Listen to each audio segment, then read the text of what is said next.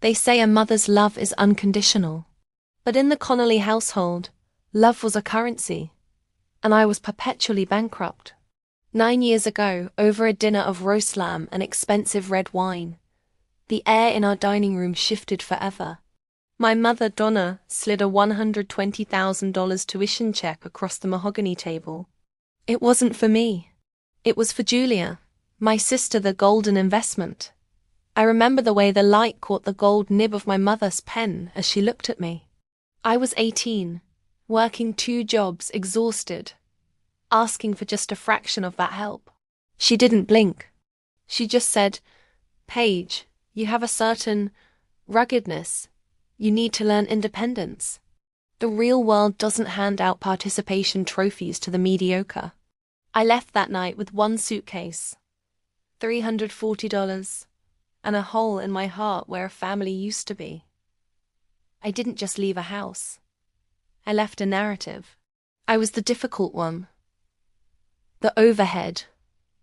Julia was the future. But here's the thing about futures built on lies. They require due diligence. Fast forward to today. I'm standing in the shadows of a $100,000 wedding at a private vineyard. My mother is mid-toast, preaching about honesty and legacy. She has no idea that the groom, Marcus Webb, is the man currently signing my company's biggest contract. And she has no idea that the software I built to protect medical institutions has just flagged her golden child for the biggest fraud in the state's history. Before the cake is cut, a 9-year illusion is going to shatter. And for the first time, I'm not the one who's going to be left in the cold. Independence is a nice word when you're rich. When you're broke, it's just another word for survival. My first year of independence was spent in a dorm room where the radiator hissed but never gave heat. I worked 40 hours a week while taking 18 credits. I was a dishwasher at a Greasy Spoon from 5 p.m. to midnight. Then I'd walk to a 24-hour Sunoco to work the graveyard shift. My hands were a map of my struggle cracked from industrial degreaser, smelling of gasoline and cheap coffee. I avoided mirrors because I didn't recognize the girl staring back. Meanwhile, my Facebook feed was a curated gallery of my replacement. There was Julia in front of a brand new Audi A4 with a red bow. There was Julia at a gala in Florence, holding a glass of Prosecco. My mother's captions were like stabs to the chest. So proud of my baby girl for conquering the world the right way. The breaking point came sophomore year. I had spilled boiling water on my hand during a dinner rush. I was sitting in a dark hallway alone, and I broke. I called home. I just wanted my dad to tell me it would be okay. My mother answered. "Paige?" she said, her voice sounding like it was coming from a different planet. "I'm at a charity auction. Is this an emergency?" I told her I was hurt. I told her I was tired. She sighed. "Don't call here to make me feel guilty for your choices, Paige. You chose to be dramatic and leave. If you're struggling, that's just the independence you wanted. We've moved on. You should too." 7 seconds. That was the length of our last conversation for 6 years. I saved her number as "Do Not Answer," and I became a ghost. I buried myself in the only thing that couldn't reject me. Logic. I spent my nights in the lab coding a platform called MedBridge. I didn't do it for revenge. I did it because fear is a hell of a motivator. If I didn't build my own safety net, there was nobody to catch me when I fell. At 26, I had built a fortress. MedBridge Solutions was the leading platform for healthcare compliance. We tracked everything: licenses, degrees, malpractice insurance. If you were a doctor or a medical admin, my software knew if you were lying before you did. Then came the Lakeview Medical deal. A $2.8 million contract that would put us on the map. The CFO, Marcus Webb, was a Titan-principled, wealthy, and deeply respected. The collision happened on a Tuesday. I received an invitation in the mail. It wasn't formal, it was a scrap of notebook paper tucked inside a gold-embossed wedding invite. "Please come, I miss you, Dad." My heart stopped. Julia Connolly and Marcus Webb. My sister wasn't just marrying into money. She was marrying my client. But the irony was deeper.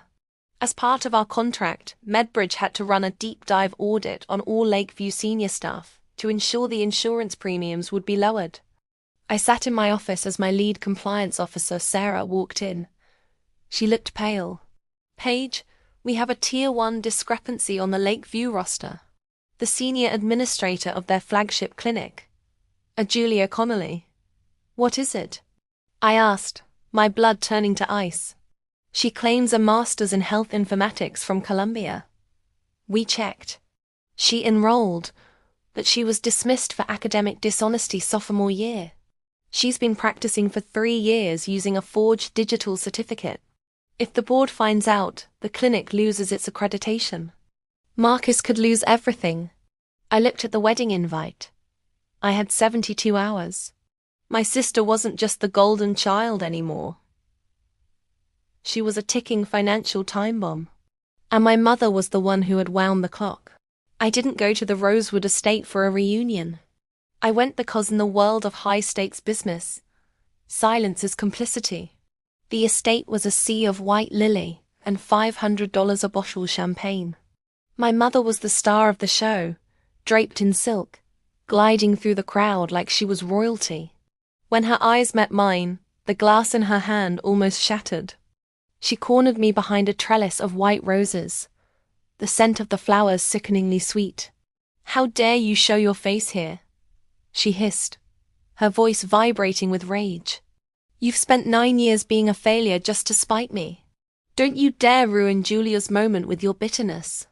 I really looked at her, and realized I wasn't afraid anymore.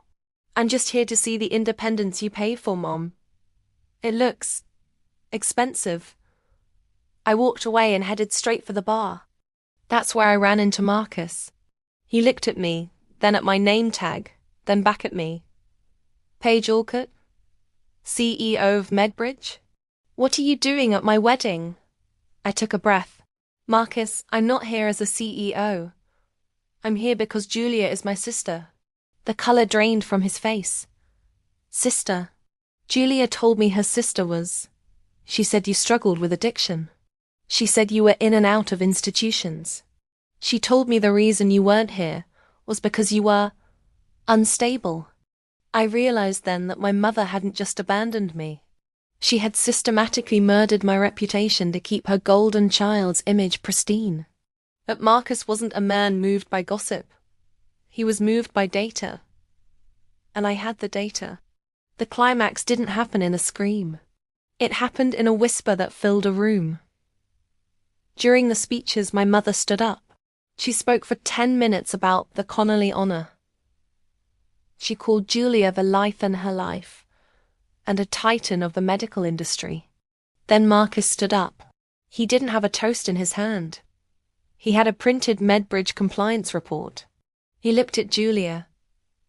His voice was steady, but it was the steadiness of a man who was about to burn a bridge. "Julia, I love you. But I love my integrity more. I just received a report from the company we hired to secure our clinics. It says you never graduated. It says you've been committing fraud against my partners for 3 years. Is it true?" The silence was physical.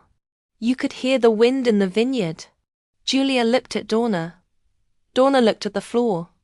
The golden child tried to speak, but only a sob came out. Marcus didn't wait for the answer. He laid the report on the head table, looked at my father who was weeping in his seat, and walked out. The wedding didn't end with a dance. It ended with the sound of gravel under tires and the catering staff awkwardly packing up lobsters that no one would eat. My mother found me at my car. She looked like a ghost. "You destroyed her. After everything I did for you, you ruined her life." I opened my car door and looked her in the eye. "You didn't do anything for me, Donna. You gave me independence, remember? This is what it looks like. It looks like the truth. You built a life on a performance. Don't be mad at me because the audience finally went home. I'm Paige Connolly. I survived the cold, the hunger, and the silence. And if you're the scapegoat in your family, I want you to remember one thing. They can take your money, they can take your house, and they can try to take your name. But they can never take the steel you forge in the fire of their rejection. Drop a steel in the comments if you're building your own path. Subscribe for more stories where the truth is the ultimate power.